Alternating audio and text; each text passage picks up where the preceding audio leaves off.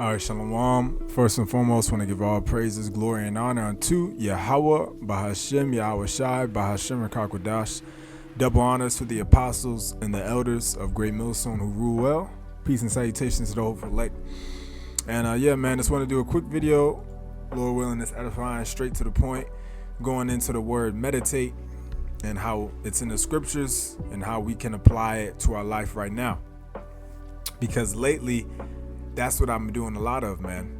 All right. When you are, when you're in a lower state, all right, as we are in hell, you so-called blacks, Latinos, Native Americans, and whoever's spirit truly resonates with these words, and you have faith in Yahweh, Bahashem, Yahweh Shai, right? If you have faith in those names, Yahweh, Bahashem, Yahweh Shai, no matter how you look, all right, you're Israelite. All right, you're the Israelite. And us that have awakened to who we are and our true nationality and the true names of the Lord and prophecy and everything that's going to happen, we're in this truth. Even if you just woke up to this truth, then you begin to do a lot of what's called meditation, man. All right. And meditating is, whenever you're in a lower state, that's when you tend to do a lot of meditation. You do a lot of thinking, because when you're catching hell, you got a lot of questions, man. You question, like, why are you going through it? What did you do to deserve this? Blah, blah, blah. And my whole point is that we as a nation are in hell. All right, we're in the lowest state. No matter if you're here in America or wherever you're at around the world, the current state of this world is hell itself. This whole world is ruled by wicked rulership. And now that we've been enlightened to this true knowledge, wisdom, and understanding, all right, starting with the names Yahweh, Bahashem, Yahweh Shai, and we know that he's dealing directly with the men of Great Millstone, Elder Apostle Tahar on down. We understand that we have to meditate in these words, man. And the whole reason I'm bringing out the word meditate is because when you meditate on these scriptures and you meditate on the ancient day and the ways of the ancient day, when you meditate on the mind of Yahweh, that the scriptures, give us just a tiny little glimpse of into. And then the mind of Yahweh Shai, these scriptures are all about Yahweh Shai. All right. We know he's, in all of these words, he is the word. All right. We know the scriptures speak about in the New Testament that we have the mind of Yahweh Shai. So when you meditate on these things, man, when you meditate on Yahweh, Bahashem, Yahweh Shai, these words and these scriptures, all right, what happens is the Lord will start to sup with you, man. All right. And he'll start to give you wisdom, knowledge, and understanding. Okay. So meditating is a crucial part of growing in this ministry, man, because when you meditate, and we're going to go into the word meditate, it just means to think. When you constantly think about these scriptures, right, when your mind is saturated in these scriptures, you understand things more, man, and you start to grow spiritually. All right, the Lord starts to give you more wisdom and understanding. More gets revealed to you, man. All right, the holy angels sup with you, man. The Rakakwadash, which is, let me just get into the scriptures, man. Just wanted to give that little intro into you got to meditate, man. Meditate on these words. So, and this is going to be straight to the point. Joshua 1:8. All right, and this was, when you read, this was right when we was about to go into the promised land. Right, the previous chapter, which was Deuteronomy, I think 37, the last book in Deuteronomy, was when Moses died.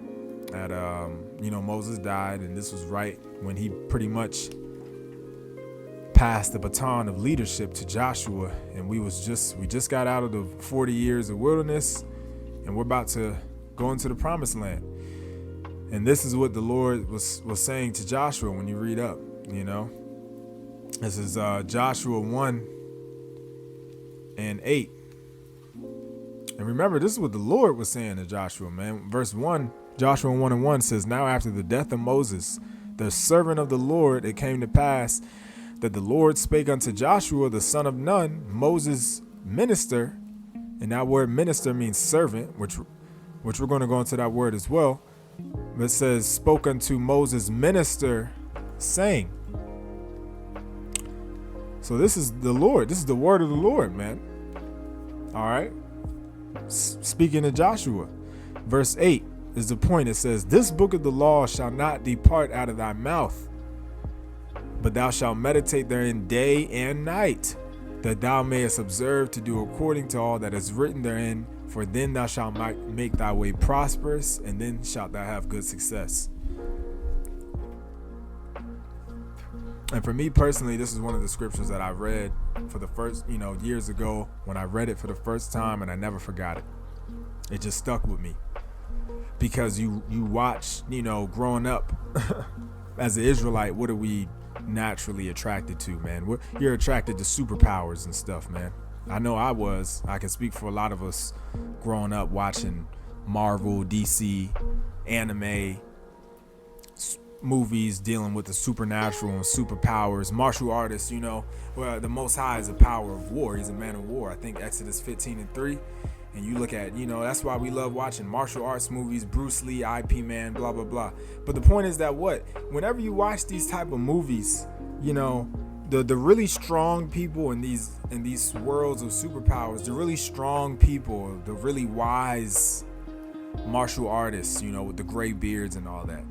What do? They do a lot of meditating. You always have the scenes in the movie where the main character is going through his growth period, and he's meditating under a waterfall. With his eyes closed, sitting crisscross applesauce with the water falling on him, showing you that meditation is a way to achieve enlightenment, you can say. So, being in this knowledge, truth, and understanding, which this is the ultimate form of enlightenment, right?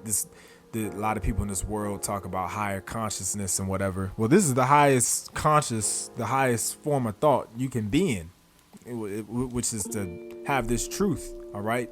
Know the true names of the Lord, know the true understanding of these scriptures. We got to meditate on these words, man. Meditation on the right thing is how meditation on these scriptures, on Yahweh Ba'Shem Yahushai and his ways and his mind, is how you achieve more understanding of this truth, man. And that's crucial for us, especially if you are a man, because Yahweh Ba'Shem Yahushai deals with the men first. He deals with the men. He deals with the prophets, man. And when you meditate on these words, the Lord will give you understanding. So meditation is important. That's why, again, Joshua 1:8, it says, but thou shalt meditate therein day and night. So we are commanded to meditate in these words day and night. We're commanded to meditate in these scriptures, man. All right. So you have to meditate on these scriptures, and meditation, that's how the Lord sups with you.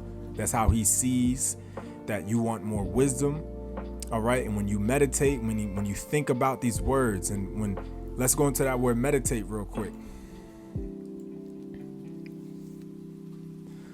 Meditation on the verb, it says 1580s, to ponder, think abstractly, engage in mental contemplation. So that's really it.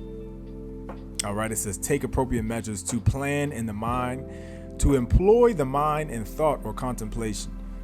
So you know how you have that voice in your head, right? You know how you can hear yourself think in your head. That's all meditate means. It just means to think in your mind. To ponder, which ponder literally just means to think. Okay, to think about something. So meditation is literally the practice of thinking about something in your mind, meditating on it, okay? Pondering on it, to think over your thoughts, all right? So what do we need to be doing in this ministry? You need to, as Apostle Gabar said, your mind needs to be saturated, meaning every inch of your mind needs to be full with these scriptures and these words. You got to meditate on these scriptures, man. And as a man of the Lord in this truth, meditating is a powerful tool, right? Because we have spiritual tools in this truth. And the scriptures go into it, man. What are the spiritual tools that we have? Prayer, fasting, and meditation, man. So, you pray for the Lord for more understanding. You fast, to afflict your soul, afflict your body, and get more understanding. And then what? You meditate, man. And when you do all three of those, that's when the deadly combination that's the deadly combination, man. Praying for more and understanding on these scriptures, fasting, and then when you fast, what are you supposed to do? When you fast, you're supposed to do more spiritual things, man. So you're supposed to pray more, and then when you fast, you meditate, you think about these scriptures, man. But you don't only meditate and think about these scriptures when you're fasting. We're supposed to do it every day, man. And like I said, man, I've been, through the Spirit, I've just been pondering and really trying to really meditate on these words more, man.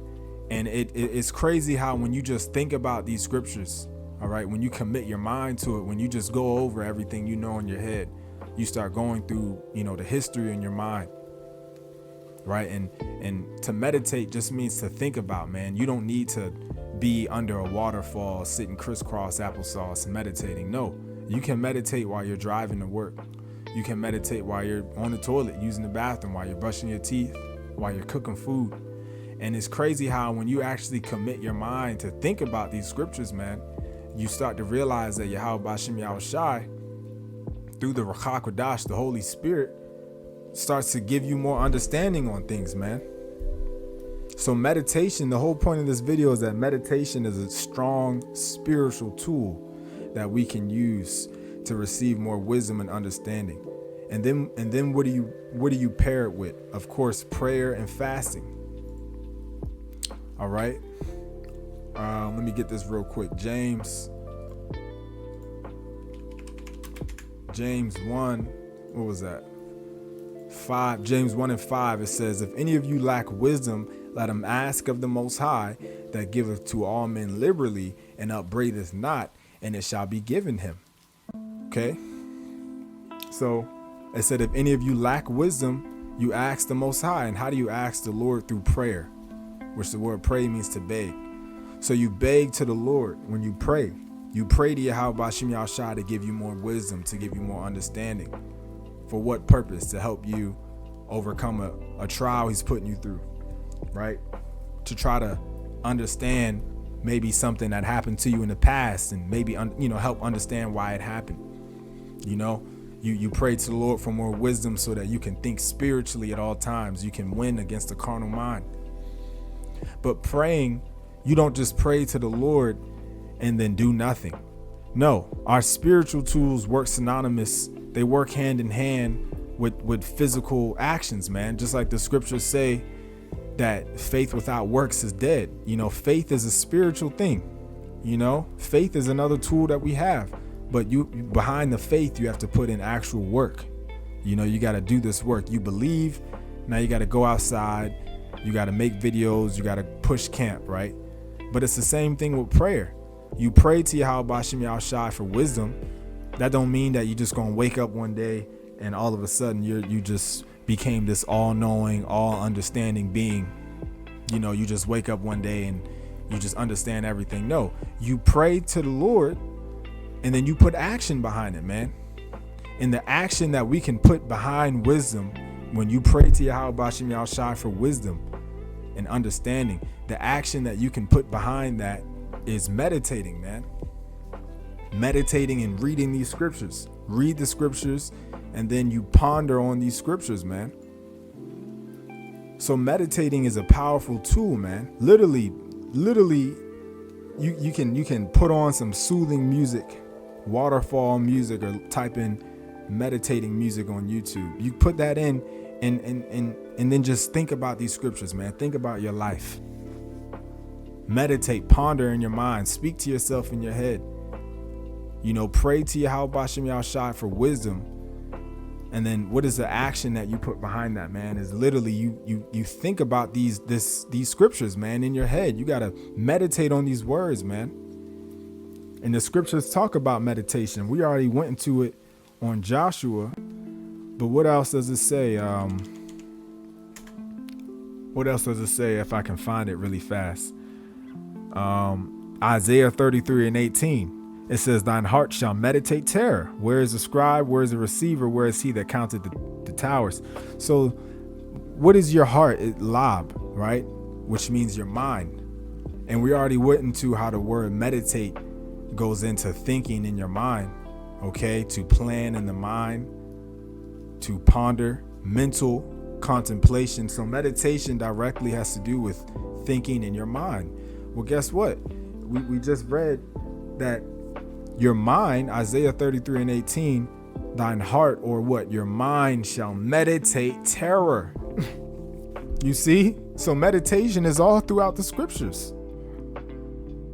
Right? You meditate on these scriptures. You meditate, you think about these scriptures, man. You think about what? You meditate on terror, meaning you think about the destruction and judgment that the Lord is about to send to this place, man. The Lord didn't send us. The Lord didn't give you an imagination for no reason. You know, reading these scriptures and meditating on these scriptures is the action that you're supposed to take with your prayer, man. You pray to the Lord, you utilize that spiritual tool. Now, what is the action behind it? You read these scriptures and you meditate on it, man. All right. You think about, a part of examining yourself that it says, I think in James as well, examining yourself directly goes into meditating as well. How do you mentally examine yourself? What do? Well, when you have time, you sit down and you meditate, meaning you think about in your mind how you've been living and whether it's pleasing to the Lord or displeasing. You meditate, you think about, what you did today, whether it pleased your power, whether it pleased your master. All right. You think about what you did last year, how you were living and conducting on your day-to-day last year.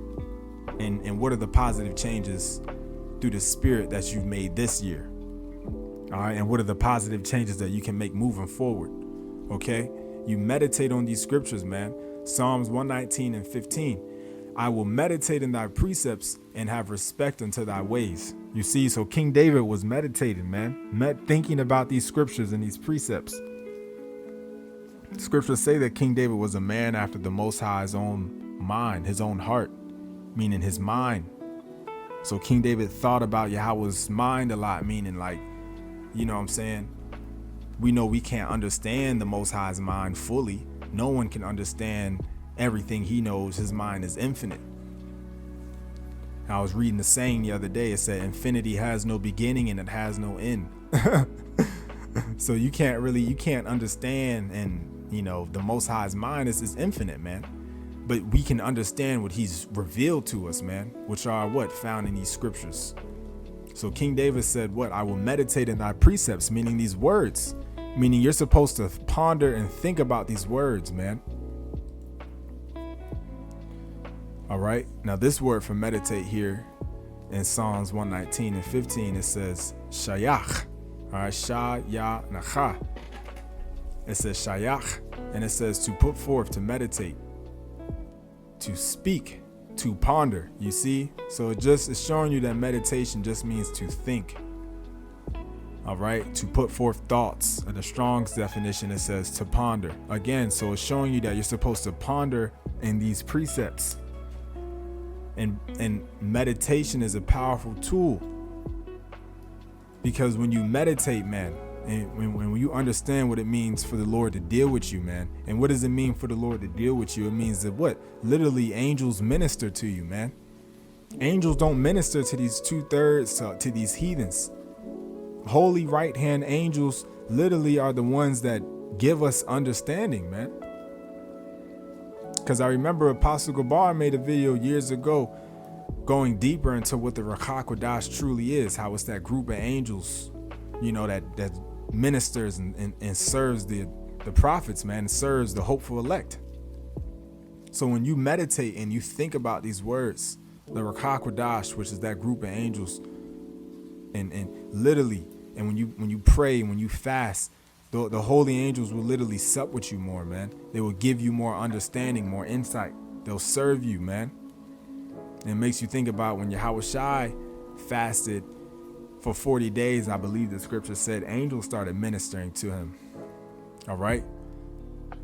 So, matter of fact, this is Hebrews 1:7. It says, and of the angels he saith, who maketh his angels spirits and ministers a flame of fire. So it's showing you that the angels minister, man. They're ministering spirits. Verse 14, speaking about the angels again, it says, Are they not all ministering spirits, sent forth to minister for them who shall be heirs of salvation? So it's showing you that angels minister unto those that are heirs of salvation, which that's talking about the elect, starting with the tabernacle of David, the 144,000, man. And when you go into that word minister, on the etymology, it says what? A servant. Okay, it says man consecrated to service in the Christian church, an agent acting for a superior one, from the old French, ministre, servant. So the word minister means to serve, man. So it's saying that the holy angels, the Ruach HaKodesh, which is that group of angels, it serves us, man. And how do they serve us? They give us understanding when you meditate. The Lord gives you wisdom when you ask for it, man. And then that's given to you by way of the experiences that he puts you through and the trials that you overcome. And then when you fast, pray, and when you meditate, man, when you think about these scriptures, this is real life, man. So you really got to meditate more. And I say that to myself. First and foremost, you got to literally sit down and think about these words, man. Think about what you've been given, the weight of it. Meditate on these words, man. And the Lord gives you knowledge and understanding when you ask for it. All right. Last scripture, Psalms 1 and 2, it says, but his delight is in the law of the Lord, and in his law doth he meditate day and night. So we got to think about these scriptures, man, more and more. You know, your mind's thoughts should primarily consist of these scriptures, man. Again, we understand this truth. So now you think about your life. You think about how you're living. You think about your purpose. You know, you meditate on the knowledge. You meditate on spiritual things, man, on our history, all the miracles that were done, how they're going to start happening now. You know what I'm saying? On the spirit realm, the order in that realm, you know, how the Lord's setting up the order here. Meditate on these scriptures, man. And then the Lord, through the Ruach HaKodesh, the angels give you understanding. And you pair that with what? Fasting and praying. So we got to utilize our spiritual tools, you know, our spiritual weapons that we have to, you know, stay sane and grow and keep growing, going from glory to glory while we're in this hell. All right. And these chains of darkness, which one of our tools, and Lord willing, you know, you understand it now, is one of your tools is what? Meditation, man. Think about these words. All right. Lord willing, this is edifying. Shalom.